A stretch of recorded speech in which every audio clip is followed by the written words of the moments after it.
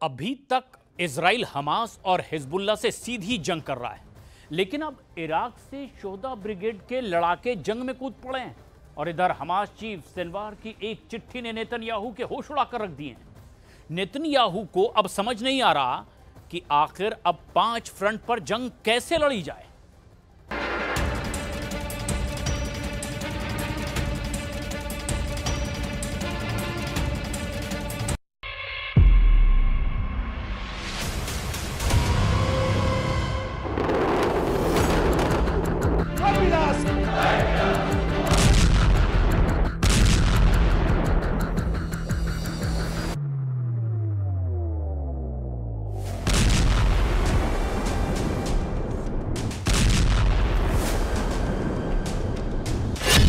जंग में उतरी शोहदा ब्रिगेड, अब नहीं बचेगा इजराइल।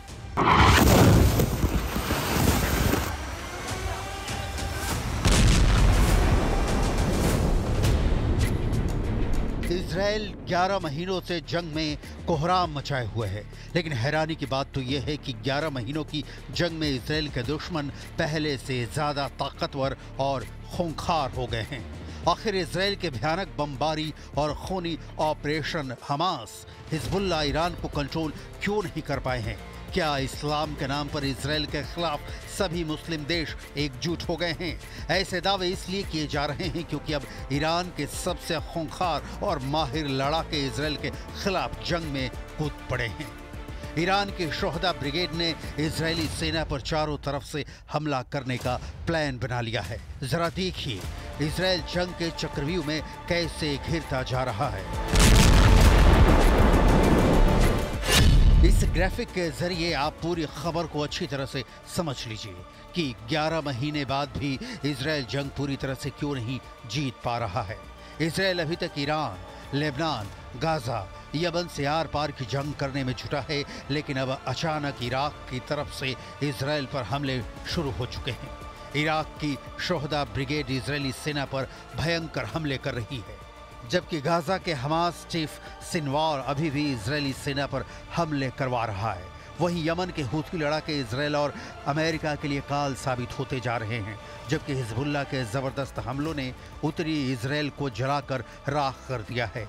वहीं सभी मुस्लिम देशों का मास्टरमाइंड बना ईरान खामनेई के इशारे पर इजराइल के वजूद को मिटाने में जुटा है। قوات مش عاملين نحن الشباب يشتغلوا بالجبهة خدمة إجازة، يعني بيروح بيخدم وقته بيرجع على بيته، بيطلع بديله بيخدم وقته بيرجع على بيته وهكذا، ومع ذلك عاملين الإنجازات المعمولة بالشمال اللي सिनवार की चिट्ठी में मुस्लिम देशों का वॉर प्लान। युद्ध विशेषज्ञों के मुताबिक इजराइल के पास अब 2 ही रास्ते बचे हैं, या तो जंग को तुरंत रोकने पर राजी हो जाए या फिर कम से कम 5 मुस्लिम देशों के लड़ाकों से एक लंबी जंग के लिए तैयार रहे, क्योंकि अब हमास, हिजबुल्लाह और ईरान के बीच ऐसी गुप्त मीटिंग के बारे में पता चला है जो इजराइल के वजूद पर भारी पड़ सकता है। गाजा की सुरंगों में 11 महीने से छिपे याहिया सिनवार ने एक चिट्ठी हिजबुल्लाह चीफ हसन नसरल्लाह को लिखी है, जो साबित करती है कि सिनवार जिंदा है और इजराइल से लंबी जंग को तैयार है। इस चिट्ठी में सिनवार ने लिखा है, हमास नेता याहिया सिनवार का एक दुर्लभ पत्र सामने आया है जो हिजबुल्लाह के चीफ हसन नसरल्लाह को लिखा गया था। इस पत्र में सिनवार ने ईरान के समर्थन वाले हिजबुल्लाह को अपना पूरा सपोर्ट देने का वादा किया है। सिनवार ने अपने पत्र में लिखा कि वो मारे गए हमास नेता इस्माइल हानिया की मौत का बदला लेगा। सिनवार ने इस्लामी दुनिया की एकता के लिए अपनी जान की बाजी लगाने का वादा किया है। अमेरिकी रिपोर्ट के मुताबिक गाजा के एक लेखक और विश्लेषक मोहम्मद शहादा ने कहा, सिनवार अपने पत्र के जरिए साबित करने की कोशिश कर रहा है कि मैं यहाँ हूँ, जीवित हूँ और मैं ही हमास को कमांड कर रहा हूँ। सिनवार बताना चाहता है कि गाजा के बाहर जो कुछ भी चल रहा है उससे वो पूरी तरह अपडेट है। याहिया सिनवार दिखाना चाहता है कि वो घरेलू मोर्चे, युद्ध का मैदान, राजनयिक मोर्चा और मध्यस्थता समेत कई मोर्चों को एक साथ डील कर सकता है। सिनवार इजराइल को दिखाना चाहता है कि हमास का मिशन 7 अक्टूबर 2023 से अब तक चल रहा है, वो भी बिना किसी रुकावट के। 5 मुस्लिम देशों से इजराइल की जंग।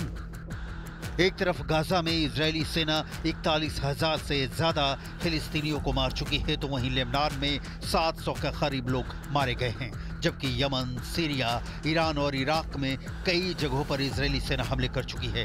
ऐसे हालात में नेतन्याहू को बेशक लगे कि उसके दुश्मन कमजोर हैं, लेकिन हकीकत में इस वक्त हिजबुल्लाह ने इजराइल को खून के आंसू रुला दिया है। महज 24 घंटे के अंदर हिजबुल्लाह लड़ाकों ने इजरायली सेना पर ऐसा खूंखार और बेरहम हमला किया है कि इजराइल के प्रधानमंत्री नेतन्याहू और रक्षा मंत्री योव गैलेंट के होश फाख्ता हो गए हैं। इजराइल को रत्ती भर उम्मीद नहीं थी कि हिजबुल्लाह तेल अवीव के पास इजरायली सेना के गिलोड बेस को तबाह कर सकता है। हिजबुल्लाह के चीफ नसरल्लाह ने डंके की चोट पर दावा किया है कि हिजबुल्लाह ने रॉकेट और ड्रोन हमलों से इजराइल के 22 सैनिकों को मार डाला है। लेबनान के अल मयादिन टीवी चैनल ने हिजबुल्लाह और यूरोप के अपने सूत्रों के आधार पर जो दावा किया है वो हैरान करने वाला है।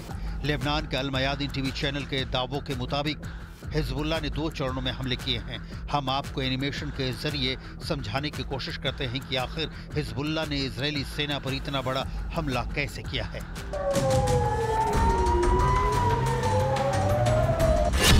अल मयादिन टीवी चैनल के मुताबिक हिजबुल्लाह ने इस बार ऑपरेशन अरबाइन के तहत इजरायली सेना पर हमला किया है। खबरों के मुताबिक हिजबुल्लाह लड़ाकों ने इजराइल की राजधानी तेल अवीव से कुछ किलोमीटर दूर इजरायली सेना के गिलोड बेस और इन शिमर एयर बेस को निशाना बनाया है। हिजबुल्लाह ने हमले के पहले चरण के तहत इजराइल के खुफिया यूनिट 8200 को निशाना बनाया है।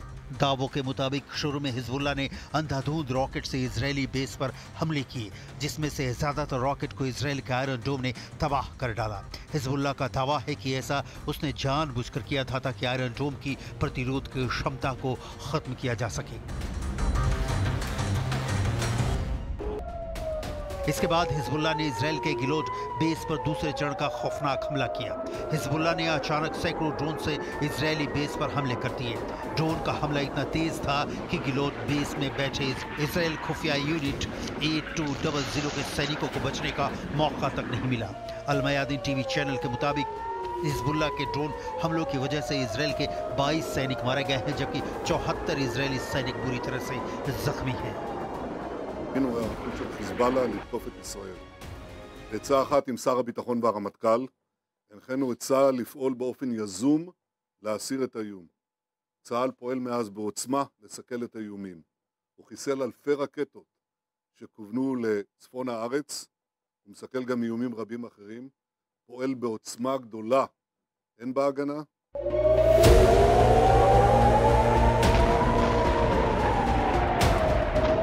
इजरायल ने 48 घंटे पहले ही दक्षिणी लेबनान में मौजूद हिजबुल्लाह के 20 से ज्यादा ठिकानों पर भयंकर हमले किए थे। इजरायल के इस हवाई हमले में 15 बार एयर स्ट्राइक हिजबुल्लाह पर की गई थी। इजरायल ने इस हमले के बाद दावा किया था कि उसके हमले में दक्षिणी लेबनान में मौजूद हिजबुल्लाह का एक टॉप कमांडर मारा गया है। हैरानी की बात तो यह है कि इजरायल के इतने बड़े दावे के महज 10 घंटे बाद हिजबुल्लाह ने तेल अवीव के पास मौजूद इजरायली सैन्य ठिकानों को तबाह और बर्बाद कर डाला है। हिजबुल्लाह इस हमले को लेकर और क्या दावे कर रहा है, जरा ये भी जान लीजिए।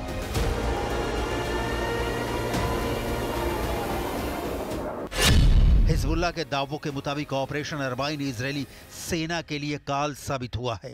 दावों के मुताबिक हिजबुल्लाह ने महज एक ही हमले में इजरायल के 22 सैनिकों को जहां मारने का दावा किया है, तो वहीं 74 सैनिक घायल होने का भी दावा किया है। हिजबुल्लाह का दावा है कि उसने अपने टॉप कमांडर हज मोहसिन उर्फ फौद शुक्र की हत्या का बदला इजरायली सेना से ले लिया है।